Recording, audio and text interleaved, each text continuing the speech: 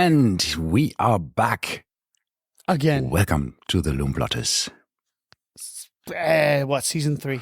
Season 3, episode 2. Or 3? Is it season 3, episode 3? No, it's episode 2, I think. Yeah. So we are. No, because we recorded. No. It is episode 3 because technically we posted the 2024 recap in 2025. Oh my goodness! So that was episode 1. But we are good. But we recorded it in 2024. So let's not confuse. Anywho, our listener with crazy internal numbering schemes. The internal bureaucracy that is the Lume Plotters. Very complicated stuff here at Lume Plotters HQ. Yes. Now, I saw. Well, okay, we'll talk about everything, but I have to say I was very excited yesterday. I was on my YouTube, watching videos, and I saw a Tag Heuer video pop up in my recommended. Yes. And all it said was, "We are back," and I knew exactly what it was about without even clicking play. I was very excited to see it. It was a super cool vintage kind of throwback to Formula One in the times of Prost and Senna. They used all those sound clips, of course. If there's a gap that you don't take, you're not a racing driver. All of this stuff. So they did a very good job on putting together the "We Are Back" thing. And are we a bit of nostalgia? Are we in a bit of nostalgia with the sound of the V10s and the V12 engines, the screams? But it's they were so loud. It's so cool to because if you look back at the history of Tag Heuer and they are before Tag Heuer, right? So for those that don't know, Tag is a Saudi company, right? And Tag developed a whole bunch of different things, including the turbochargers for Formula One cars. So they had a lot of they had the little sticky fingers already in Formula One before Tag Heuer. And then they acquired or partnered with Heuer when Heuer was failing.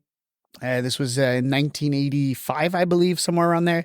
And then I don't know whether they're failing or they just needed investment. I don't know what. It was. They didn't have anything good going on. This was. They were pushing. This was during the time of Timothy Dalton for James Bond, and he was wearing the Tag Heuer Professional 2000, the dive watch, and they were really, really, really trying to push Heuer, but I guess it just was not going very well. So obviously the quartz crisis was in full swing as well. Yeah. So it's just a very interesting time. So I don't know why on earth Tag would come and take part in Heuer. It's a very strange combination of an engineering company with a watch company. I think it was a bit of a back in the days when you had different activities, because you were a company that had as you said, it's a Saudi, came from a Saudi government, a person who actually then it was formed by Akram Ojeh, I think, and they have done some avionics, so they had aviation, they had hospitality. What does this have to do with Heuer? That's the question. It's about technology. The company name is Technique d'Avant-Garde. So that means basically, what does it mean? Technology. The avant-garde techniques. Yeah, the technology, avant-garde technology. So maybe they thought, this is a cool thing. We are interested in all kind of different things. And maybe it's like a hobby. You're just having businesses in what you like. It's not a bad approach sometimes, right? So, and of course, car racing is big in Arabia, right? In the general Middle East, so it's lovely. So yeah, but at that time, I don't think it was that big of a deal, right? Back in the 80s, you think in 80s in Saudi there was a lot of interest in motor racing. I don't think so. I don't know, but I think it might be because or watchmaking. Okay, this is the next question. But I think wasn't Vacheron Constantin as well acquired one time by a Saudi businessman? and basically I don't know about saved. I think it that. was. I don't know much about Vacheron in that sense. Yeah, Sheikh so. Ahmed Zaki Yamani, former oil minister of Saudi Arabia, has bought Vacheron Constantin in 1987. And then in 1996, Richmond bought it. Because basically Vacheron Constantin was also having trouble at that time, right? So I think this was at 87. So I think maybe at the same time with Tag Heuer, maybe a bit, whenever that happened. So yeah. So I'm trying to see here why. If there's see anything how much that we have says to why thank. they. You have to thank the Saudis for Tag Heuer. So Tag and Heuer Vacheron was formed in Constantin. 1985 when Tag Group manufacturers of high-tech items such as ceramic turbochargers for Formula One cars acquired Heuer. So they did acquire it outright. And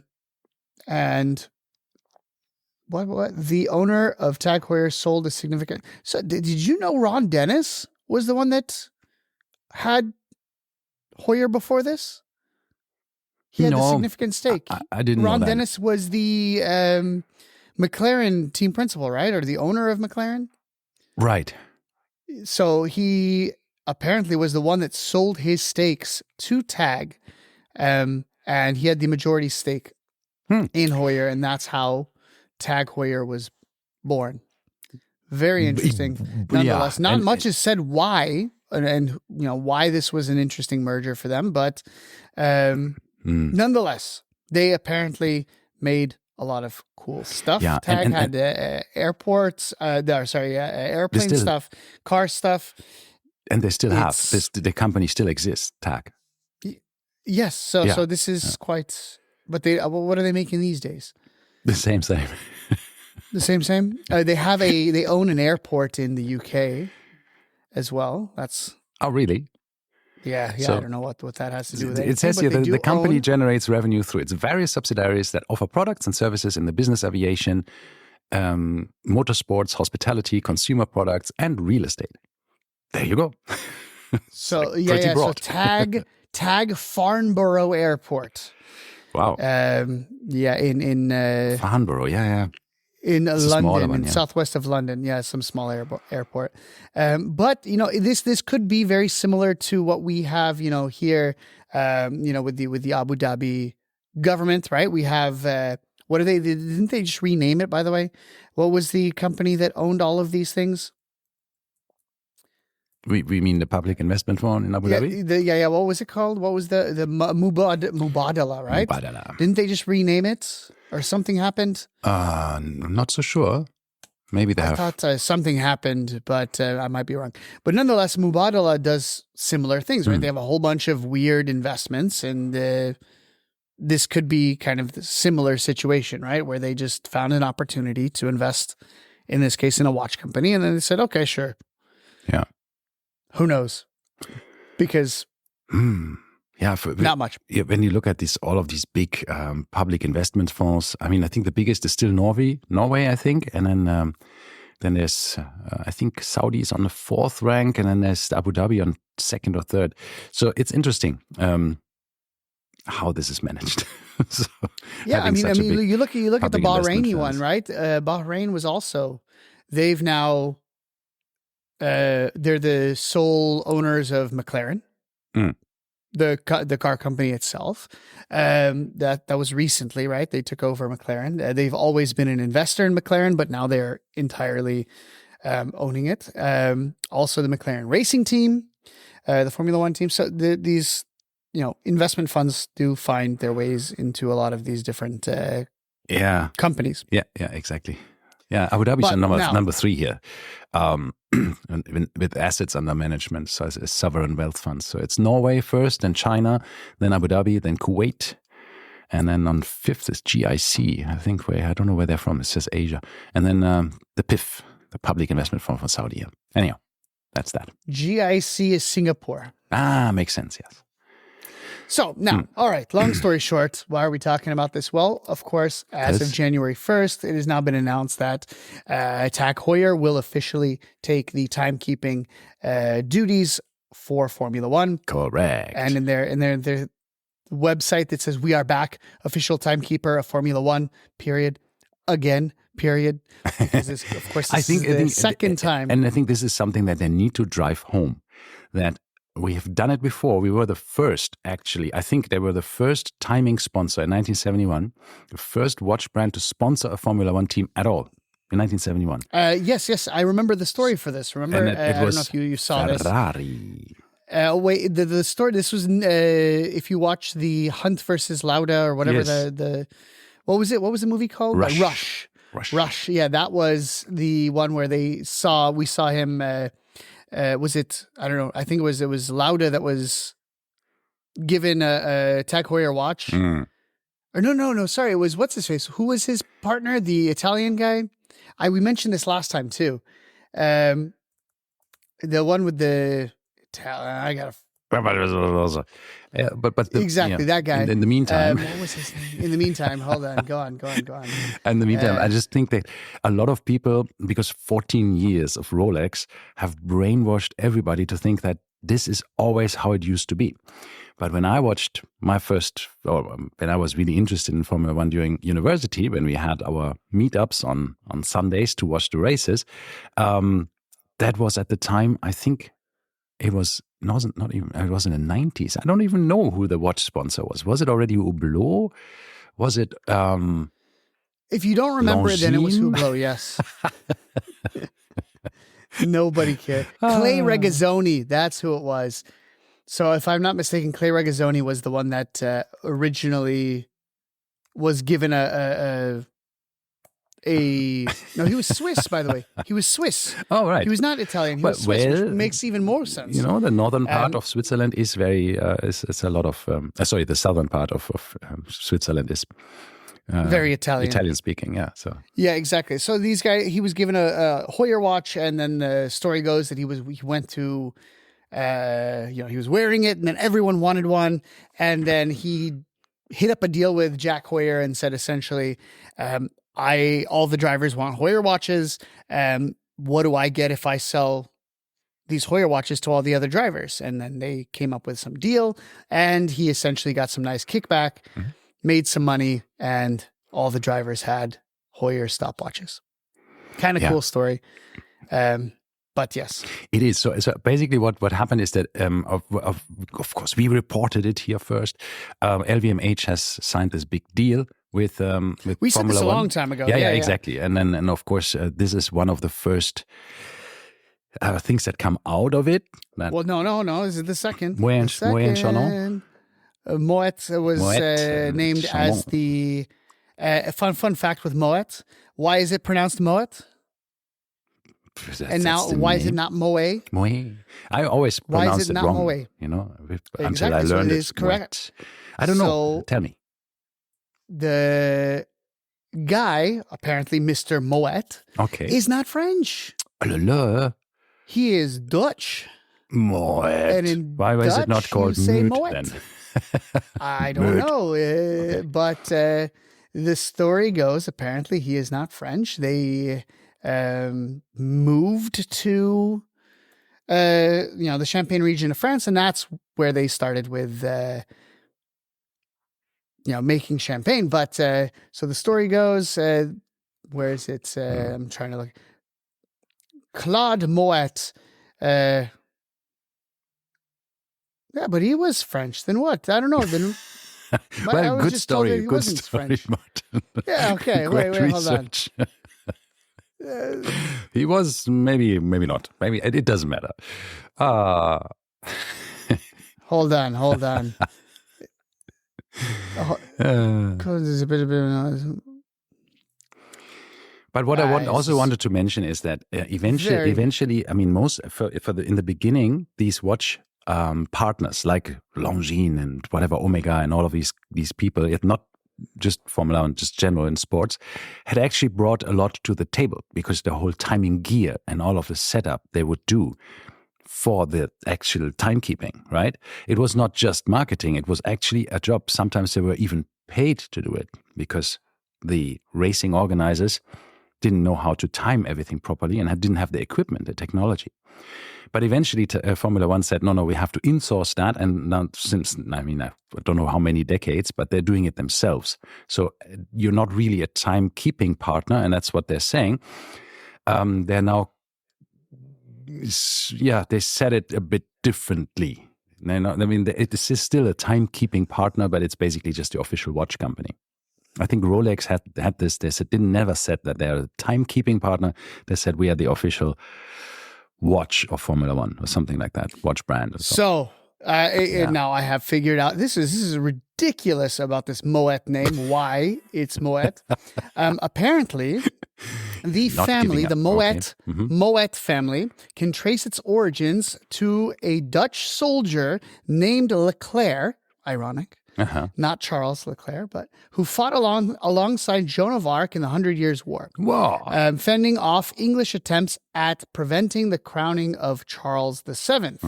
As a reward for his service, the French king changed the man's name to Moet, which the guy was Dutch. So, okay, they became French, but I guess the original pronunciation, the Dutch pronunciation, remained.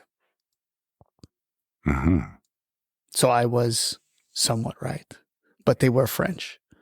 Yeah. But the guy was originally Dutch. Nonetheless, yes. So that was the first announcement from LVMH, and then now this was followed by the second, right? So this is a big deal because, of course, now we have champagne in Formula One, which before we had the Ferrari Trento, which was the Prosecco, right? And now we have real champagne. Prosecco, yeah. Well,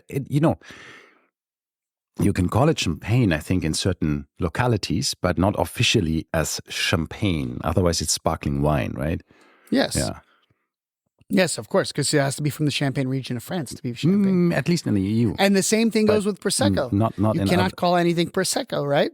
It has to be from Italy. So it has to have the DOP or whatever they put on it. Tell this to the Gouda. The what? Gouda with Emmental. The cheeses. Unfortunately, not all cheese companies have managed to get it. Like Appenzeller or Gruyere, they can, or Parmesan. I was going to say Parma ham. Oh, but right? Yes, Parma ham. Yeah, exactly. Otherwise, it's just ham. But if it's from the Parma region, then exactly. So now, that being said, we have a bunch of things coming on. In addition to this, I don't know if I mentioned this. I was at Formula One, of course, in Abu Dhabi at the race, and I did see the filming of the new F1 movie. Yes, right? they have at all of the races. They have done a couple of takes. Yeah, and so you have just now, hugged Brad Pitt and. By the way, he did give me a fist bump. Ooh. But that was because I was lined up. This was on the grid. And I was standing there, and I was, you stand there for like an hour, so you get bored of it. Yes, there's a bunch of people around you, but I was drifting off, and then all of a sudden I look up to my left, and then Brad Pitt is literally standing next to me, and I had no idea because I wasn't paying attention. But he saw me look up, and then I smiled, and I was very confused, and then he smiled back and gave me a fist bump. So I thought that was cool. Yeah. But no, the point of my story is also another thing. I never saw any of this in the trailer, but do you know who the team principal is for Apex? No. What's his name? Apex is the racing Apex team. is the fake that they're doing in the movie. Yeah. Whatever you want to call it. The fake Brad Pitt and his team. But nonetheless, the team principal or the owner or whoever was what's his name? The big, the super tall, was he Spanish? Mexican. He was just in that movie about the murderers that killed their the two sons that killed their parents on Netflix. Yeah, Did you see this? What was it? The Menendez brothers.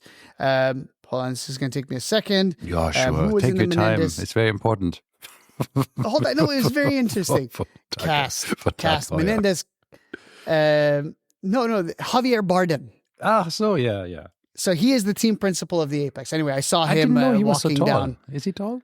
He's massive. Ah. He's enormous. So anyway, I saw them when they were celebrating. And then there's a reason I'm telling you this story. They were celebrating, of course, with the trophy. Ah. And what was the trophy in? Moe. No. Also chocolate. It was all in Louis Vuitton. Yeah.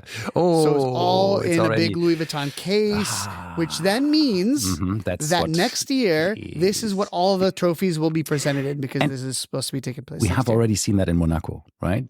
We did. All We the saw this trays in and all of Monaco. the stuff was all Exactly. LV stuff. Which I don't understand why they did that. Why would they have only in one race done that? Because every country or every race has probably different arrangement and agreements. I mean, they have had, I think, even some other watch sponsor once in one race, just because there was a different something. So there's it can happen. It can happen that there is a bit of a... So just like, with the Hungarian one, we have the porcelain makers, the very famous porcelain makers that did the painting and the making of the trophies that what's his face broke, right? Lando ended up accidentally breaking. So that was apparently each trophy took 6 months to make, and he broke it. That was a bit, yeah. And you know what? I mean, I was a big fan of Lando Norris because I thought he's nice, humble, witty.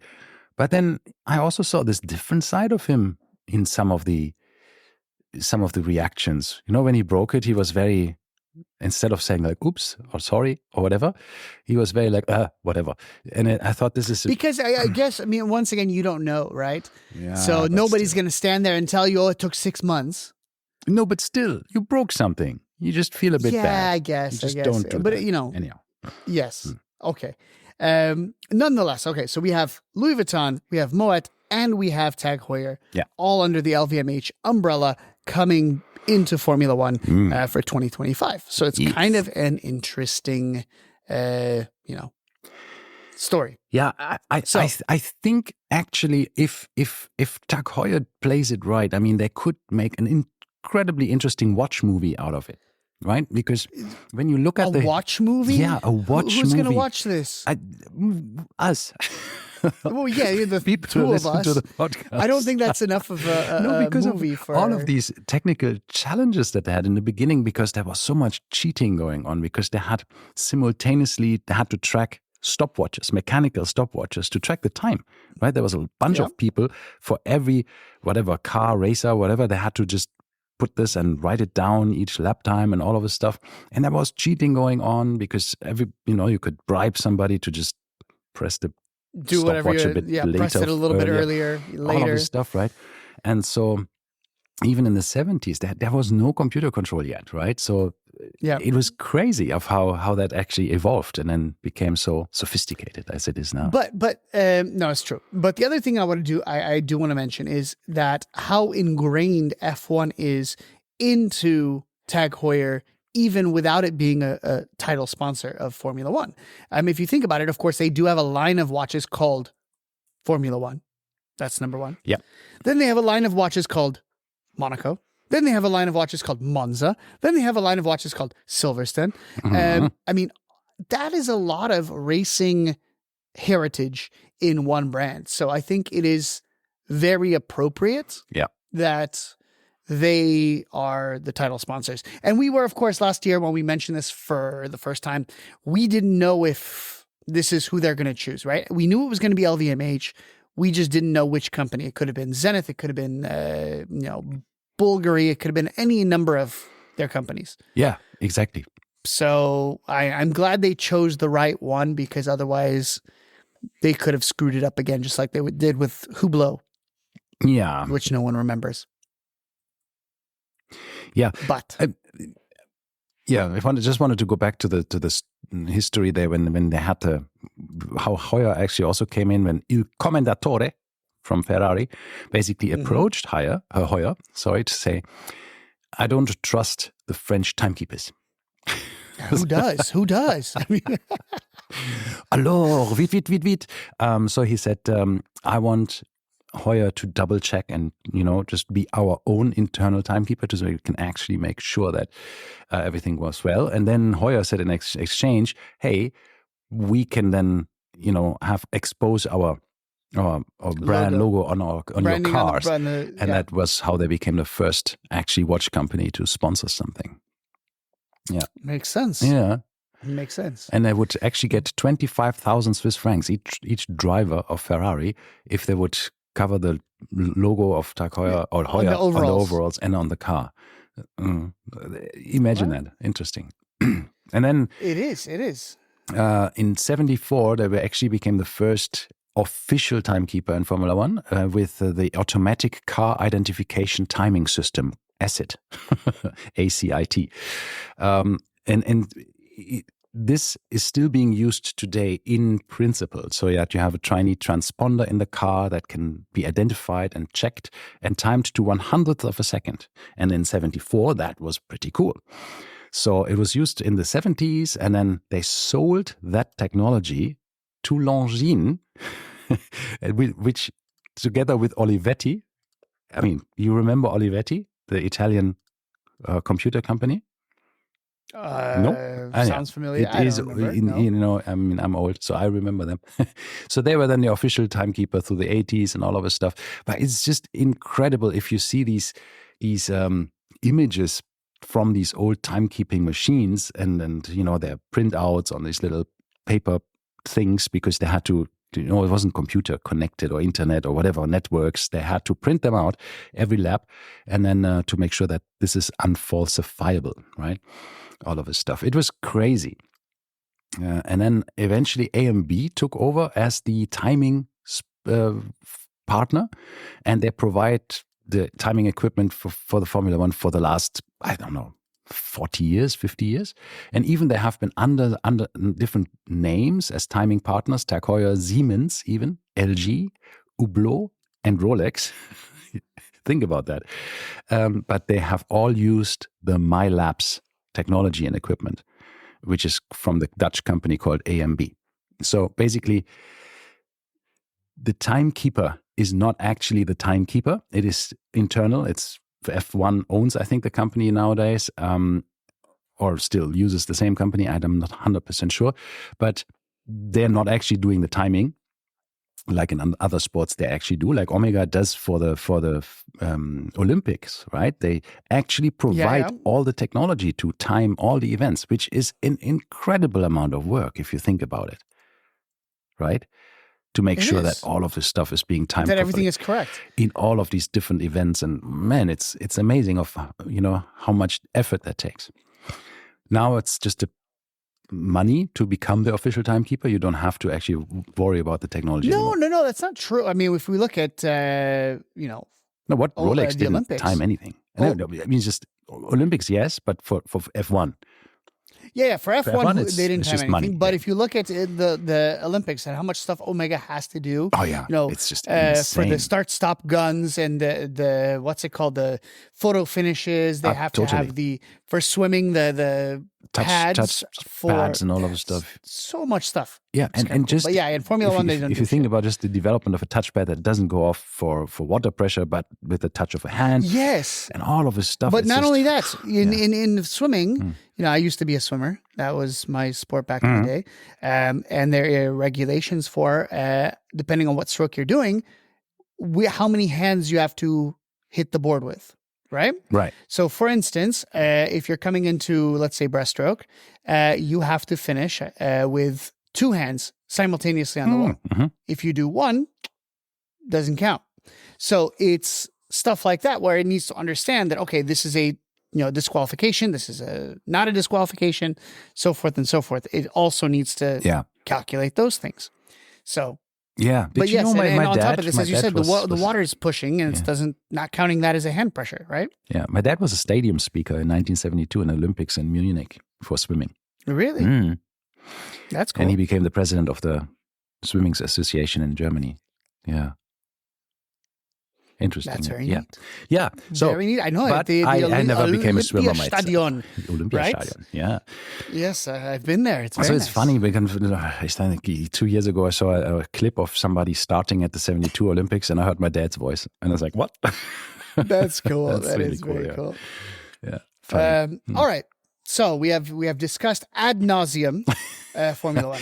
Yeah. Now, one more thing. I think this is really, really interesting to see what Tag Heuer is doing. I think it's great that they're coming back in the sport. I think it's weird to see a different sponsor because Rolex did it so long.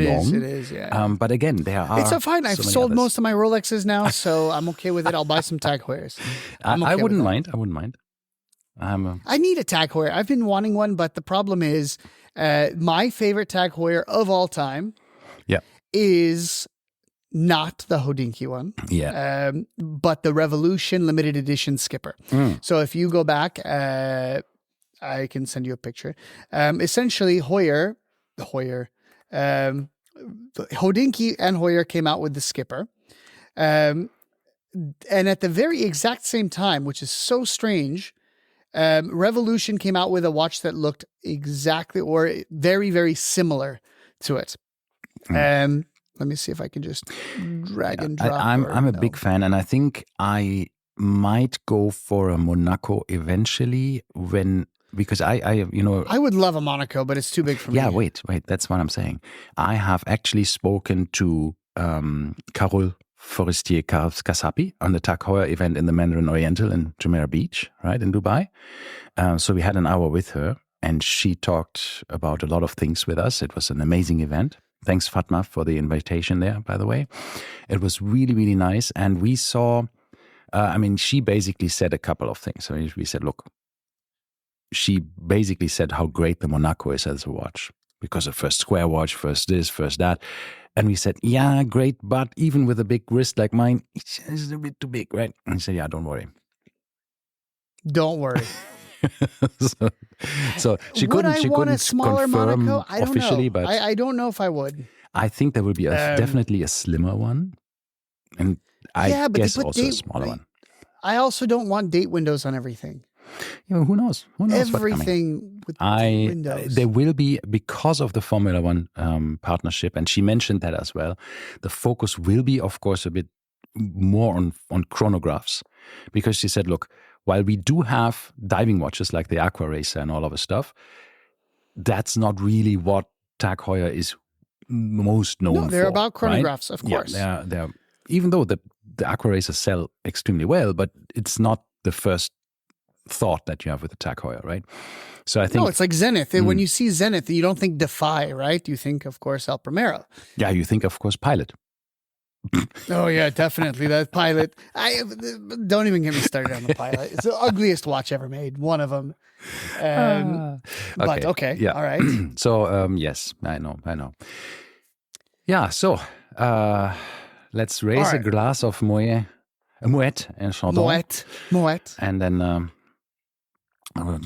we can time how we boil our eggs with our chronograph. We only have 3. By the way, roughly? which chronograph are you wearing today then? I am wearing this very nice chronograph, but it's only a 3-hander. No, does he have a timing bezel? No, it's my Hamilton khaki. Oh. My Hamilton khaki Hodinkee edition. I still don't know how I managed to pick this up for so cheap on eBay. It was brand new, and I told you the retail price was $600 plus shipping and taxes for Hodinkee. I paid $700. My bid was $700. And then afterwards, I was just randomly, I don't know if you do this, but on eBay, I put things to my watch list just out of curiosity to see where the market prices are for certain things. So after this one, a really shitty used one came out. No box, no papers, nothing, just the watch itself. Yeah. Sold for $800. And mine is brand new with a box, with papers, with everything, and I bought it for $700. So I have no idea how I managed this one because a week later there was a bidding frenzy. Yeah, so it just happens. Sometimes stuff is in the news. I mean, look, the Tag Heuer Formula Ones, because before the old quartz ones, before the Kith version came out. They were just cheap. You could get them for, good prices. Pennies. Nothing. And then suddenly with the Kith, everybody's like, I want one. Yeah. Anyhow, because nobody wanted to buy the Kith. I'm wearing a chronograph, and that's my, It's a very nice Tag Heuer, yes. Breitling Chronomat 42 with a light baby blue or ice blue dial, platinum bezel. I love it. It's so comfortable. Yes, I love wearing it. I don't know. I never thought that is a watch for me, but then I tried it on during the auction phase. Yeah, you told me. You told me. And I was in love. Auction coming, by the way? I think there is an auction coming at some point within the next couple of days. Tonight? Okay, good. Because, of course, now, as I mentioned, I have this money burning a hole in my pocket that I need let's see if there's buy something, and I'm curious. But you know what? Nonetheless. I have a watch regret. I just wanted to say. What? You regret buying the Daytona. No, this super cute Hodinkee Timex special edition of the, what is it called? The, I don't know what the name Waterbury. is. Waterbury, yeah. Waterbury. With a dead, what do you call it? The ghost date position in it. The ghost date. I hate ghost date. And it switches at 4 a.m. the date, or 4 p.m. Whoa, or whatever. Pause. Of course, I don't know. Pause. You're telling me they didn't remove the date function? No. They covered it. They covered it up. There's a click at a specific, every 24 hours there's a click. Okay, that is not a ghost date. I don't know what that is, because there's two things you could do. I have the only thing I have with the ghost date crown position is my grandfather's watch. Mm-hmm. And that has, just when you pull it out, there is a position in the crown for... Mm-hmm. But, you could spin that all day long. Nothing happens. Nope. It's just there because they reuse the same crown. On yours, so there's nothing, but by the way, there's no movement. There's no mechanism. There's nothing except the crown is at a position. That's the thing. I mean, yours, mine actually does click. If I pull it out to the first stop and I turn it downwards, you hear it clicking? It clicks. It changes the date. Genius. That would really piss me off. But hey, I paid my God. This watch was originally, I think, $400, $500 or something. I don't know. No, it was $270. But that was already the reduced price eventually, right? No. That was the original price was $279. Okay. Yeah, it was. But you paid like $59. Yes, it's very, very, very good price. And it's a nice watch, but I put it on this nice red strap from Hodinkee as well, right? And it looks super cool with the red accents on the red second hand. And I like it. Every time I look at it, I think, wow, this is such a cool watch, and it's really nice, and I'll still never wear it. And then you hear it click. No, I don't care. Click, and you say, screw this. I find this quirky. I find this a bit like, come on. But I still like the case. I think the case is way too nice for $279 even.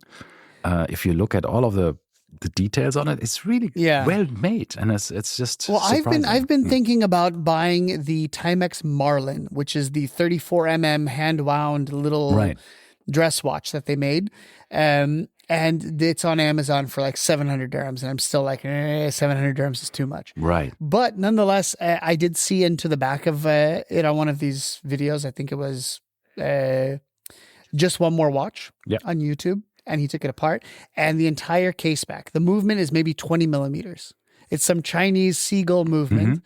And then the watch is 34 millimeters. So there's literally a massive plastic ring. Spacer that's just sitting there. I'm just like, I don't know if I could do that. See, and that's when we talked about Tag Heuer, and that's why how they got a very bad reputation with the watch people was the plastic spacers in their watches. That was a big scandal. I don't know, one in the early 2000s or something, when people started in the forums to talk about Tag Heuer watches. And in some of their watches, especially with the quartz movements, they had these plastic spacers. And they said, if you buy a watch for this amount of money, you can't you shouldn't plastic spacers. Yeah, but you can't fault a $200, because the retail price of the Marlin, the Timex Marlin, is $200. No, I know. And however, there are benefits to using plastic, right? So to be honest, the spacer is also a bumper, right? It's a shock absorber. Yes, it's a shock absorber.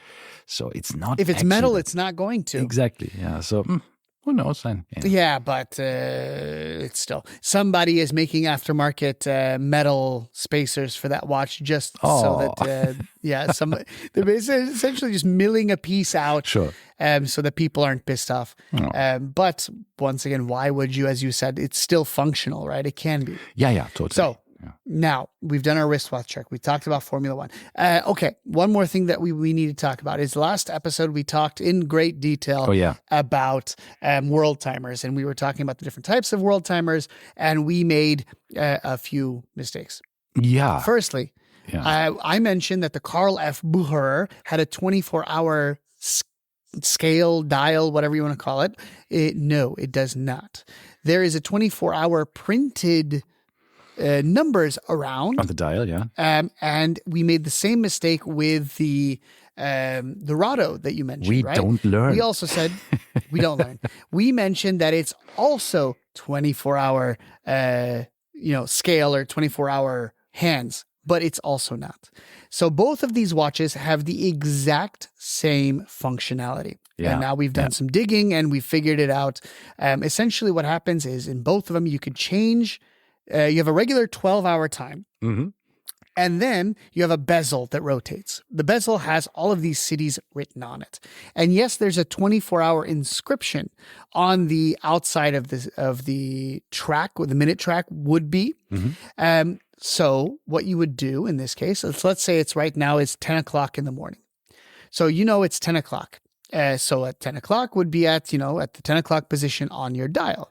However, on a 24-hour bezel, that's our 24-hour scale, 10 o'clock would be at the 5 o'clock position.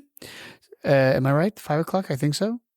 Nonetheless, wherever it is at the 5 o'clock position, you would set your bezel to your home city at the 5 o'clock position, because that would be 10 o'clock, 10 a.m., right? Then at that very moment, you're able to tell what time it is in all of the different cities around the world. That is all that it is.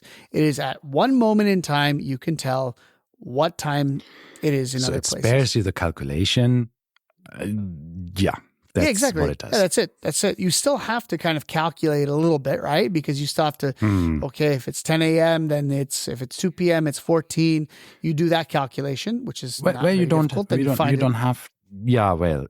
to know that your watch shows 2 p.m., right? So you put it to 1400. And you need to know it's p.m., and then you need to know that's 1400 and not 2 a.m., right? And then that you need to know. And then once you know that, you can adjust your bezel accordingly and calculate or read off what time it is in different places based on that.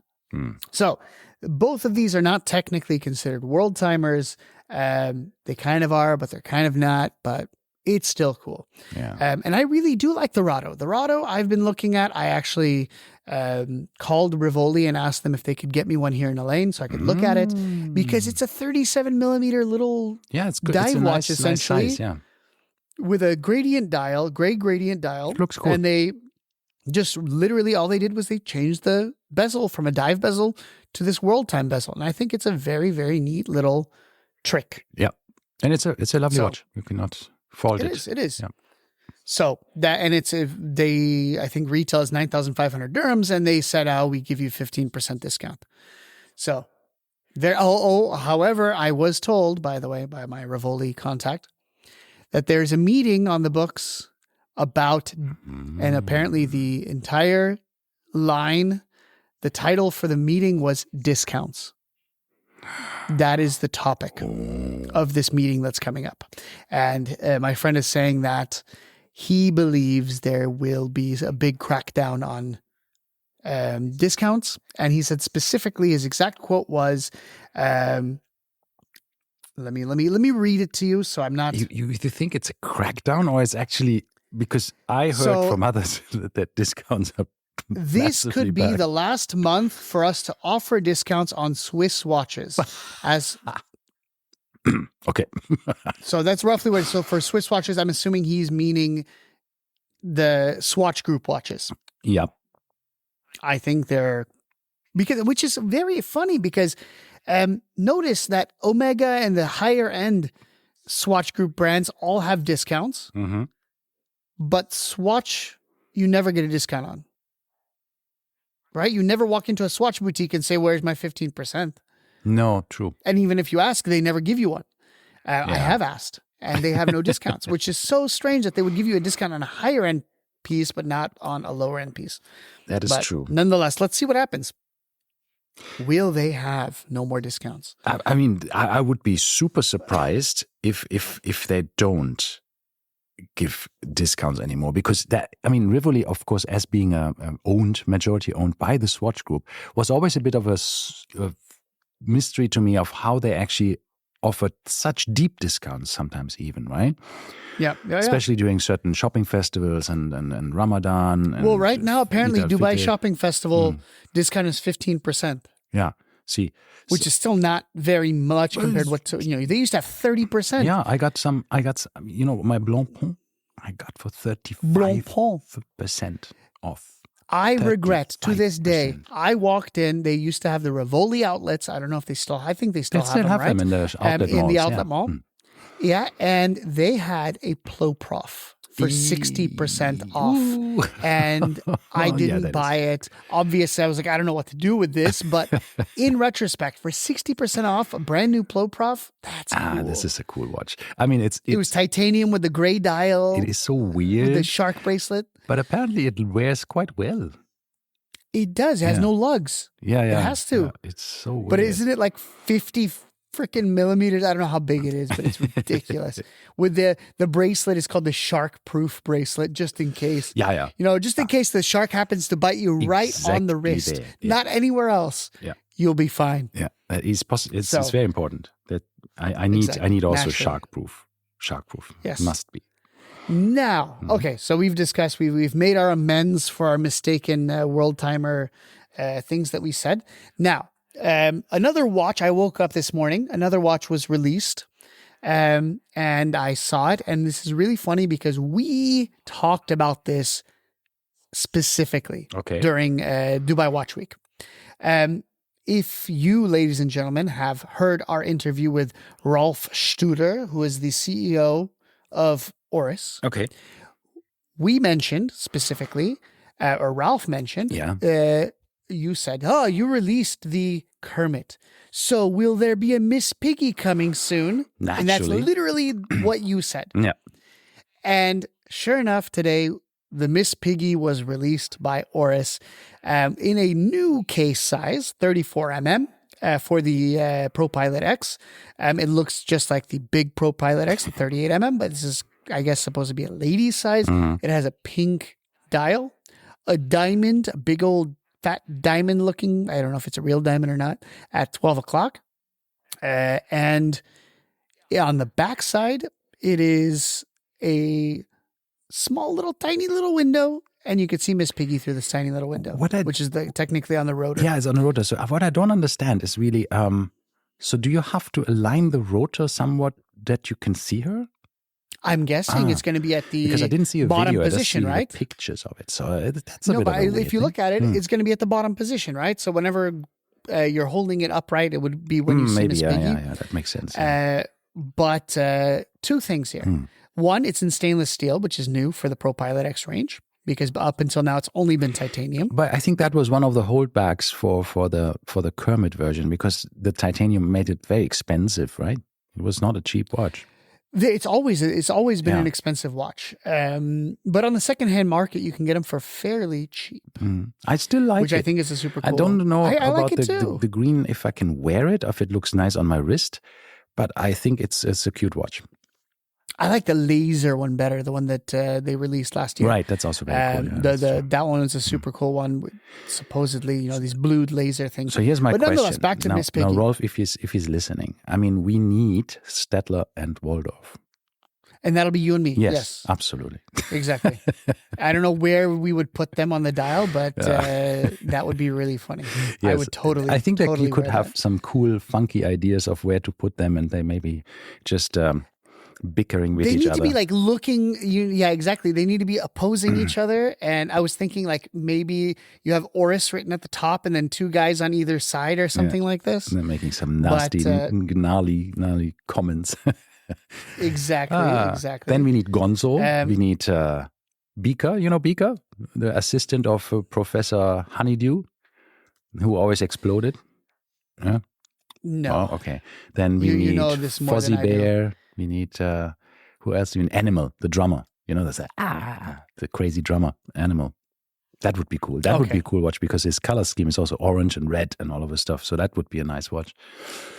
Yeah, Now, I mean, there's a lot coming. I mean, they have... Yeah. Well, I mean, once again, at this point, we're never going to get them. But, one a year or one every 2 years, it's going to take a while. I think they should have just released the whole lineup. And also we have Dubai Watch Week. So we might see Rolf again this year. We don't have Dubai Watch Week. This year, no, we do. No, of course. No, we didn't have it last year. So we have it this year. Okay. And it will be in a new location. What new location? In Dubai Mall. What? Yeah. Nobody told me this. But they mentioned this on their Instagram. Yeah. I didn't. Yo. On their Instagram, like I follow them religiously or what? Yeah, of course you have to. Dubai Watch Week. Let me just. And it was discussed. Every day I Google. It was discussed in a couple of watch blogs and So forums. it's going to be in Dubai Mall. Not in Dubai Mall. It will be on the. It's a bit of a challenge because I asked the organizers for that of where exactly it will be, and they basically said it's. They had a name for it. I forgot what it was. The area is called a specific thing, and I forgot actually what it was called. Because I'd be very interested to figure out where this is going to be. Because for me, obviously, coming from Elaine, Dubai Mall is much better than going to DIFC. So it's in this around the fountains. There's some area I think next to the Dubai Opera where it will happen. There's a big park. So it's going to be outside. Yeah, it's called a park. Oh well, it's going to be. It could be similar to where they put the JLC thing because they can technically build on top of the water. Big enough.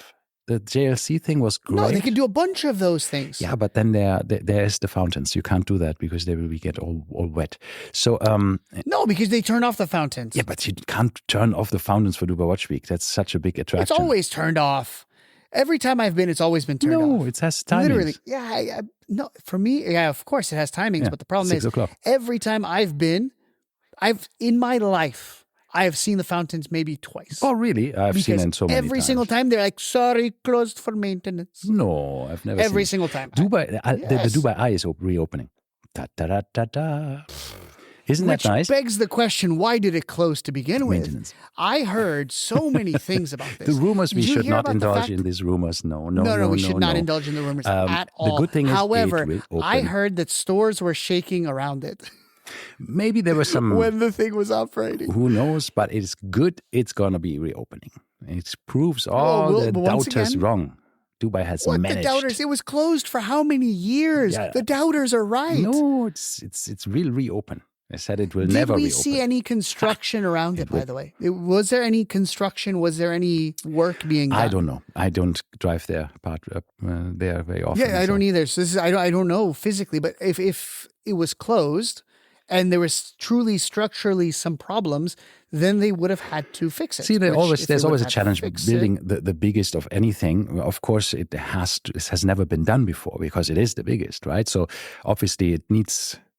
There's always a risk involved. Anyhow, so the point is it will reopen and that's cool and I'm going to ride it. Was it the same people that built the London Eye? No, I think it was, it was a Korean company. It was Samsung or so, or Hyundai. Okay, so I'm not 100% sure, but it's a big, one of these, big conglomerate, yeah. No, it's just very curious as to, once again, I would love some clarity onto why it was closed. Yeah, but which they won't tell us. It doesn't matter. Ever. No, I mean, the point is... It doesn't matter. Tell me that wouldn't be an interesting thing to know. Yes, like, but the sorry, point is, guys, we screwed up. We put the wrong size screws in all of these things, or something. You know, I'd be interested to know from a mechanical engineering perspective. Yeah, okay. I would like to know. Yeah. Now. But Dubai Watch Week will come back, and it's not on the water because they will not stop the fountains because it's a good attraction, and it's a nice free attraction. If you ever come to Dubai, go and watch them. I have seen them every single time. It's always closed. No, it's never closed. It's always closed. I've never seen them closed. Never. There's always like a little boat with a guy in a net, and he's always cleaning it out. They are not. They're happening from 6 o'clock onwards. They're not happening the entire day, right? You know that, right? Well, technically, they used to happen in the morning, all through the day. No, never. There was always during lunchtime for a few hours, and then lunchtime, nothing was happening. So I was, and then it was they haven't at done 6 it o'clock. through lunchtime. Exactly. For ages. Yeah, exactly. because they just do it on the evenings, and it's nice because it's loud. It's you have to also have people living close to it, and it's. Yeah. I guess. I mean, imagine how annoying that would be. Like these sounds like cannons, right? They're water cannons. Yeah, they're shooting so high. But it's really amazing. It's a free attraction, right? Everybody can see it. It is for free. It's pretty cool. Exactly. Anyhow, so that's where it will happen. I'm not 100% confirmed exactly where the location is. If it's next to Dubai Opera or if it's some others, but it's called the park somewhere there. The Fountain Park. It's going to be interesting for sure. I'm glad to see it in a new place because better, bigger, hopefully easier to get to. Maybe I don't know with the parking how that's going to be. Just park in Dubai Mall and you're going to be fine, right? Yeah, Salik is now activated there, so if you stay too long, automatically ka-ching. So yeah. And did you see the fine for if you stay overnight? No. It was like 1,000 dirhams. Wow. Yeah, because basically they're trying to really make sure that nobody leaves the car overnight. Yeah, I mean, it can be dangerous. It can be, of course, something else. Do you have then cars rotting there for whatever reason, right? It's not a good idea. Well, then I don't think they care about the fines if they're rotting there, right? Yeah. Those people are long gone, I think. But yeah. So I think they did have an issue with the people leaving cars overnight. So I think that makes sense. I mean, look, there's a certain establishment that also might serve alcohol. There's hotels involved, and so of course you don't want people to drive when they have had a drink. So they just go home with a taxi and then pick up the car the next day. Yeah. Which so then that begs the question: why wouldn't you let them keep the car overnight? Yeah, but then you should technically drive the car into the hotel valet parking when you have no issues. Yeah. If you don't do that, then your problem. Yes. Yeah, so Dubai Watch Week this year, we will ask Rolf saying, give us Statland Waldorf. And we call it the Lume Plotters edition. And we have 2 pieces for sale. You and I will buy them because nobody else will. Yes, otherwise we have to make a special edition for the podcast and our listeners. Yeah. For all 3 of you out there, we will have 5-piece limited edition. Yeah, but it has to have big loom plots. No. We do the opposite. No looms. We make it loom dial. Oh, that's what we need. Or we make or something.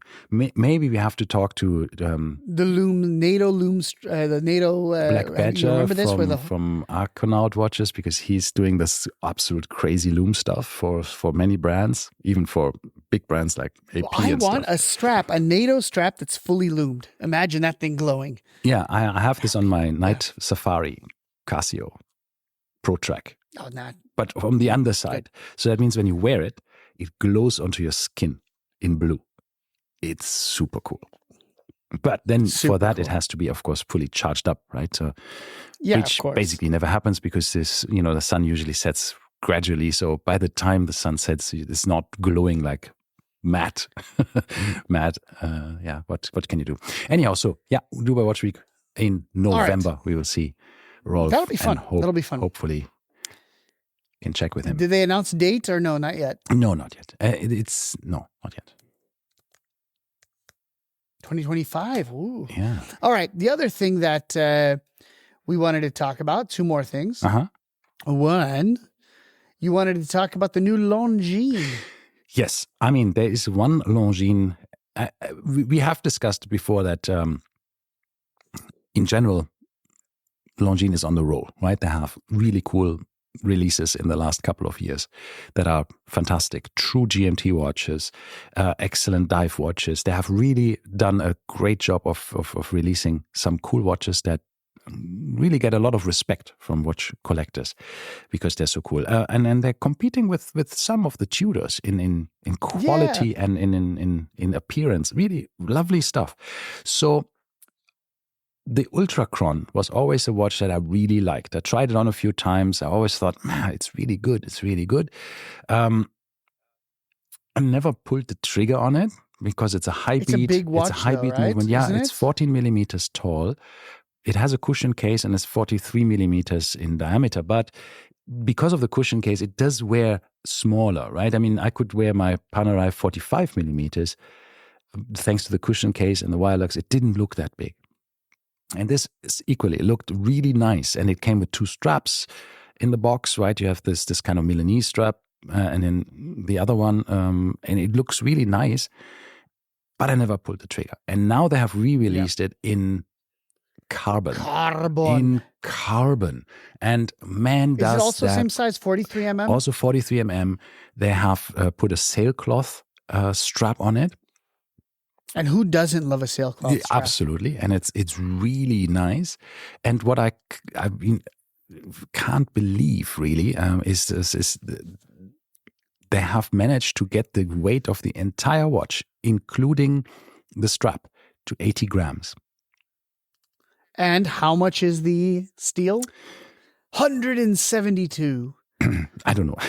172 grams. I'm telling you right now. Oh, yeah, you do. So okay. that's how they basically got it down to a third. Right. Of and this is incredible. So yeah, they have done everything in either in, of course, carbon fiber or in titanium. So even the buckle, pin buckle, is in titanium. So that's really nice. It's absolutely It's a very good nice. looking watch. I like the original as well. However, once again, it is not small. Yeah, but the stealthy look is for me the one thing that I just love, because they have removed the red accents, which I also liked, but in this case it's really removed. They have the titanium case back. It's not see-through, which is a bit of a shame because it's a nice high beat movement in it, which is also a high beat movement with a high power reserve. Right, it's a Longines L836.6 movement, which is of course an ETA movement made exclusively for Longines. So it's sort of manufacture, you can say, or in-house, depending on what you want to call it. 36,000 vibrations per hour. It's also chronometer certified. And that's a funny thing, actually. These watches from Longines, or the newer watches from the whole Swatch group to a certain extent, get sometimes tested by a different organization. Not anymore by the COSC, but by TimeLab. There's only 2 companies that can do the official testing. One of them is TimeLab and one of them is the COSC, right? But this is tested by TimeLab, but of course, following the same standards.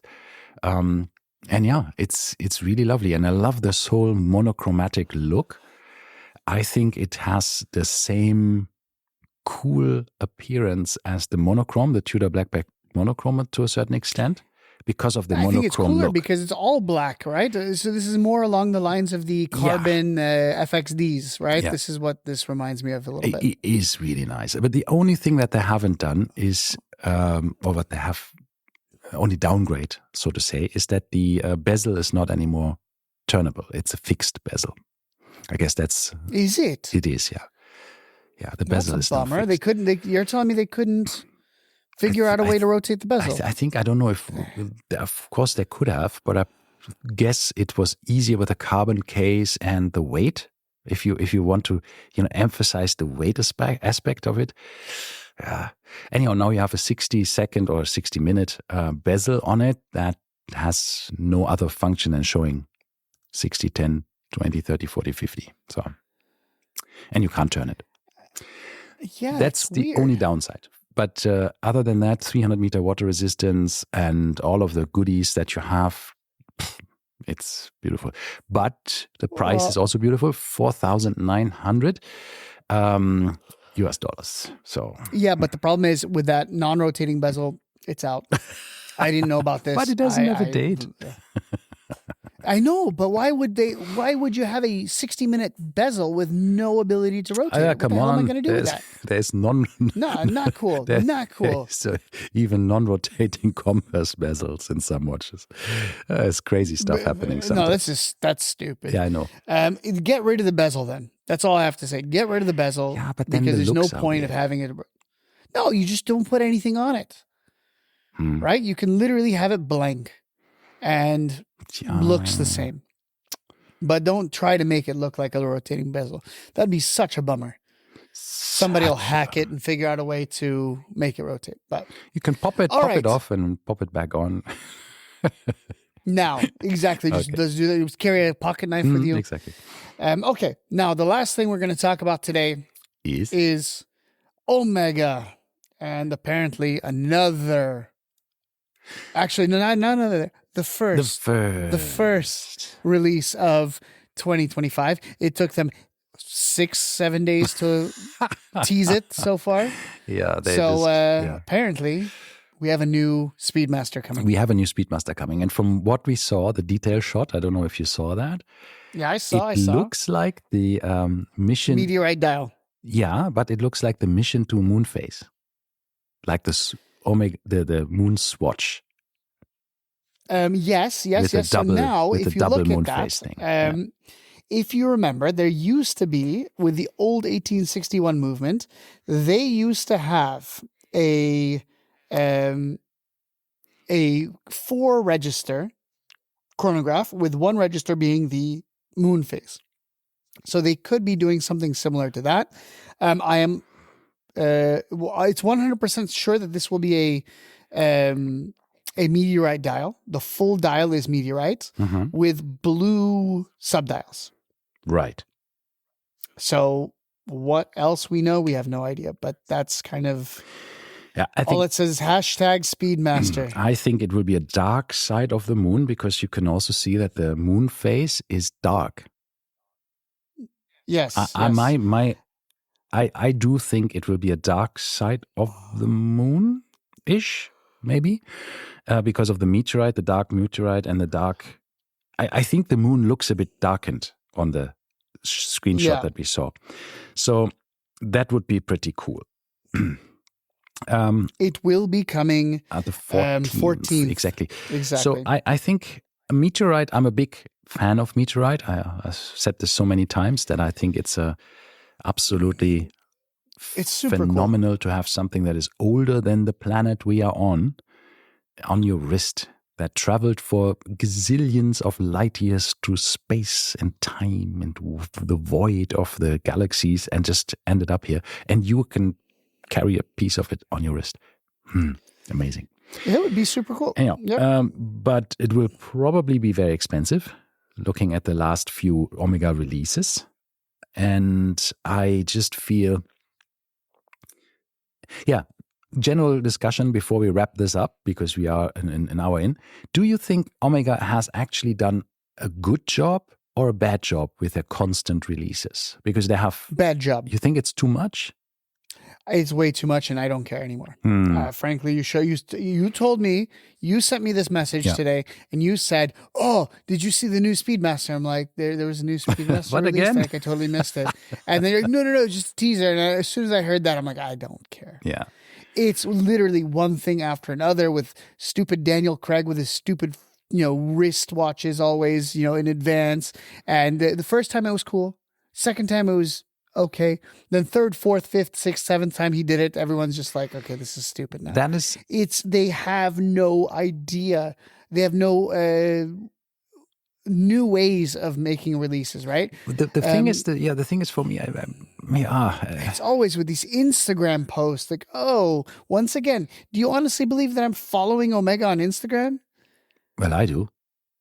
Yeah, but the problem is I also follow a million other people, and sure, but the likelihood of the algorithm giving me that specific post is very low. I think you're right. I think they overdone it, but I think that's the typical Omega problem. They do something that works, and then they just hammer it until it doesn't work anymore. Until it Once breaks. again, the moon swatch. Look at the moon swatch. How many times have they hammered that one in? And they're still hammering. And they just don't know when to stop. And this is why I like specifically, I like the regular Moonwatch, because the regular Moonwatch has one variant, white dial, and that's it. And you could say the Hesselite, go out on a limb and we could say the Sapphire. Okay, Hesselite and the Sapphire, so 3 versions. We could go out on a limb and say, okay, we can count the Ed White, we could count Snoopy, and we could theoretically count the first Omega in space. What I also find weird is that, for example, Omega lists then not just these 4 variants on it, but they list then 10 or so, because they've listed with the leather strap, then with with bracelet, the bracelet, then with, with yes, the Hesselite, yeah. and with also a strap and bracelet, and then this. And so it looks already like we have 12 different ones to choose 15, from. yeah. And that's why I always feel like, man, just, too much. It's now. Too Yeah, much. it is. Just don't overthrow, your hand. Yeah, this is the problem. They have way too much And the next stuff. thing is, I feel like we watch nerds, even if we think that this is the watch I always wanted from Omega, right? You need to have time to let it sink in. You need to have time to digest the whole release and think like, okay, that's it. That's my next watch. And then you're already distracted by 2-3 new releases, and you think like, But this is the maybe funny I want thing this. is, remember I don't know. how much I wanted the new Seamaster? Yes, I know. The no-date Seamaster. And I really, really wanted the no-date Seamaster, and then it just fizzled out. So strange, right? I don't know why. I don't know either. It's a bit weird. Okay, the fact is they screwed up the sizing. I thought, and everyone else thought, they were going to be smaller. Yeah. Like a 40 mm. Nope, 42. Yeah. 50 millimeter lug to lug. What the hell are we going to do with that? What's the benefit of this, right? Why are they doing this compared to the original? All they did once again was change the dial and change the bezel, and that was it. Yeah, I think it kind of lame. I think as an Omega, I think they have to update the movements a bit. I think, well, 60 hours is not bad as a power reserve, but hey, you can improve. It's not just that they can improve and just refine their product lines. Glashütte Original has since 2016 their standard movement, the 36.1, 100 hours power reserve, silicon balance spring. Brilliant watch, right? Brilliant movement. So that's 2016. Yeah, that's 8 years or 9 years ago now. Come on, you're Omega. When did the Omega? What's his face?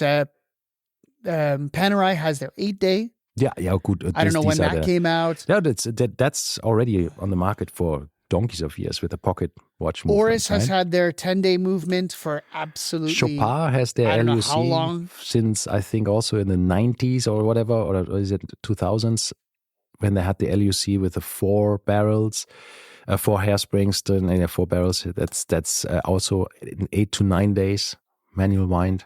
Super cool stuff. Yeah. Yeah. So Poisson de Genève. Yeah. So I think Omega needs to do. While the designs are cool, I just feel there could be a bit more, Yeah. Also, I thought it is now with a white dial Speedmaster. When that came out, I thought, okay, the moment it's in the boutiques and I can have a look at it, I go, and it's probably the first Speedmaster I will ever buy because I've never had one. And what happened? Nothing. I went, I tried it on, looked at it on my wrist, and I thought, nah. I don't know why. It just didn't. I know that most people who saw it thought it's looking much better in person than on the pictures. For me, it was the opposite. I put it on my wrist and thought, nah, still not doing it for me. The price is also. So here's the thing: is I was looking at the Seamaster 300s, right? Retail price is like $22,000. Okay. And on the secondary market, used barely, we keep seeing them pop up for like 10, 11, which is ridiculously good of a bargain. It shouldn't be so low, yeah. But it is. So for my thought is, I'll pick one of those up before I pay 20 something for a new one. But do you? Oh, I'm not going to do either. See, that's the thing. If the no date one came at, let's say 12,000 dirhams, used, I would buy it 100%. Yeah, I still think, you're right. They have to dense down their catalog. They have to just condense it a bit. Just have not too many options, or just don't show so many options. Just, that it becomes just a new dial color, not a new watch sort of thing. Because this is not a new watch by any stretch of the imagination, but it could have been. And that's what they screwed up, right? Yeah. Also, why the hell do they refuse to taper their bracelets? I don't understand this. They tapered finally the Speedmaster bracelet, but then the new releases of the Seamaster, once again, of the Seamaster 20 millimeters down to 18. That's not a taper. From 20 to 18, it's not much. There's nothing. Yeah. You go down to 16, at least, minimum. But this is the Seamaster? The new one with the same bracelet. So you get two options. You either get rubber or you get the Steel bracelet? steel bracelet. The steel bracelet itself is the mesh. So yeah, that's the mesh And the thing. mesh doesn't bracelet. But meanwhile, the regular Seamaster bracelet, that multi-link thing that you had, that has zero taper. Zero, it goes. zero. It's a full And it 20 actually gets millimeters bigger. all the way around. It gets bigger in the clasp, right? Yeah, because the clasp, So exactly. it's really uncomfortable. And I must say, it was okay, but it was far from being my favorite bracelet. I like the micro adjustment with a button on the inside, but everything else about it, the non-taper, non-quick release, and they have done this with the Olympic release, right? That one had a quick release. Why and that never came out. They Nothing put ever it came in out. the regular? No, we think we saw that. We still haven't confirmed. No. No one has confirmed. It is on the website. You can see it. Yes, I'm saying, but have you seen a video of somebody actually removing the bracelet? Oh, I haven't looked for it. No, we haven't. But I haven't looked for it. I have. Really? I watched the Tim Mosso video talking about it. He never mentioned it. So that's what I'm thinking is maybe that was just some prototype that they put a picture of, but then they never actually did it. I don't know. Really? That would be a scandal. Yeah, but maybe they have issues with it. Who knows? But my point is... And now the whole Omega thing is done. The product line is over. Yeah, I think they're just waiting for the next version of the watch, the new Seamaster. I don't know when it will come out, a couple of years. But it needs to. Yeah. I mean, this one has been out since what, 2015? Yeah, I think. Ish? Something like that. Sometime around there. It's been ages, 10 years. No. I mean, how long do we have the current Datejust, the current Oyster Perpetual? So it doesn't have to change. The new Datejust? No, the Datejust has been 2017 for not too long, 2019. No. 2000. Yeah, I know because 2019 March because I had the old one and I bought mine when the new one came out. So I know for a fact Datejust has been 2019. Well, the Datejust, however, wait a second, the Datejust 2 was built until 2017. So that's when the Datejust 41 came out. So that's the current one, right? Isn't it? Which one? The Datejust. Datejust 2? No, there's no Datejust 2 anymore. Exactly, because it is discontinued in 2015, 16. That was different. No. And then 2019 March, Baselworld, new Datejust 36mm, for sure. That's when they I think you're confusing it with the Oyster Perpetual. No, I know for a fact. I own the watch. I know for a fact. I was the one comparing in 2019 the old one and the new one to see what the differences were. And they did away with the Super Jubilee bracelet in 2019. Okay. 100%. Not even 99.9. It's 1,000%. Okay, so then they have updated the 41 first. The Datejust 2 was... The Datejust 36, reference 126234, made its debut at Baselworld 2019. Okay, so the... Boom, boom, boom. I'm right. Yeah, but the Datejust 2 was discontinued when? The Datejust, I don't know anything about the 2. Because that's when the the 2 new... was the giant one that no one liked. In 2016. See, that's what I said. Yeah, and then when the like Datejust 41 came out, which is the latest model in the Datejust line, with the latest movement. So it got it first before the 36. The 36 only got updated. They're two different lines, right? So they're doing their own things separately between each one. So okay then. So yeah. But my point is that's 2016. So it's also 9 years, and nobody talks about replacing the Datejust 41. So you can continue with the same design, but I think it just didn't age so well for the Seamaster. Now the chunkiness, the chunky bracelet, there's a couple of things where you think, So while the Submariner got slimmer and more elegant and more blingy, the Seamaster just stayed the way it is. But what I find very surprising is how much the rubber bands taper of Omega Seamasters. The rubber bands? They don't. They taper a lot. Yes. No, they only taper 2 millimeters. I looked it up.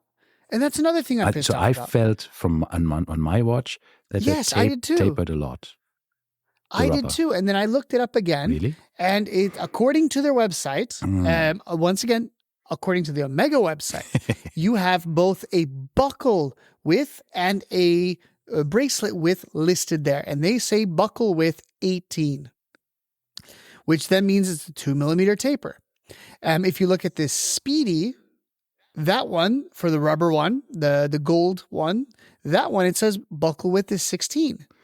So that means that one tapers from 20 to 16, which is correct because Speedmaster has more taper, but the Seamaster, it says only 2 mm. Interesting. So I don't know, but I was actually thinking I should show up with my little pincers at the Omega boutique and try it out, because I also thought that it tapered more than the vernier calipers. Oh, the calipers, okay. Yeah. So I do believe as well what you were saying. Yeah. But according to the website, weird. It only but tapers 2. Yeah, so I think we have established Omega just needs to get their act together. They do great job in marketing, but they just do too much, right? And you just give the models a bit of air to breathe, cut it down a bit, especially on your website. Just don't show 50 million combinations, man. Right? Yes, exactly. One new thing, by the way, that the No Dates got, by the way, that I was kind of also pissed off about with the old Seamaster rubber bracelets is that they had a tang buckle. Now, in the new ones, apparently with the No Dates, you will get a deployant. Oh, yes. Yes, that's true. Which is cool. I like it. Maybe. I mean, maybe. No, this is what they say. No, they did mention this specifically. No, I know. You can see it on the website. But if it's cool, is a maybe until you have actually used it. If it's comfortable, that's what I'm always saying. I see what you're saying. We don't know if it's good at all. Yeah, but but it looks like that you have the again, strap underneath your. I mean, the strap basically covers your. All of their straps are the same. Yeah, they keep doing this. Good. Yeah. The one that it goes underneath my Speedy. I bought my Speedy on the leather bracelet, and that one does the same thing, where you can adjust the size of it underneath. So you technically end up with 3 layers. You have a leather, metal, buckle, and then another leather on top. Yeah. So that could make it relatively comfortable, but who knows? Comfortable? Yeah. I was going to say it's going to be thick, though. Thick, but comfortable to wear, because the only thing touching your skin is rubber. Yeah. That could be. So, who knows? Very much could be. Very much. So that's something we need to figure out. But other than that, I want to try it on. I told the guy, let me know when it comes in, and still no one has seen one. But that's my problem with Omega. Just you release something, or you tease something, you release it, and then until it comes into the shops, you have already released 5 other watches, because it takes such a long time to actually trickle down into the boutiques, right? You lose interest eventually. Yeah, exactly. It's just weird. Yeah. So anyway, on that bombshell, bye. We've gone over again, as always. We cannot manage to keep but it was anything fun. Under an hour. It was fun. Yeah, everything's fun. Alrighty. All right. Well, we hope you enjoyed our ramblings again, and we will see you again next week. See you next week. Bye.